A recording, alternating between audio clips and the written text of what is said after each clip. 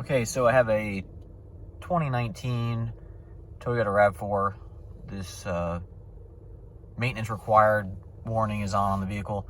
This could be right around the time for an oil change, and maybe it didn't get changed, reset when you got your oil changed by a technician, or you just did it yourself at the house. It is simple to turn this warning off. All we have to do, come back here to the back button. It'll bring up the different options, and what we want to do is take your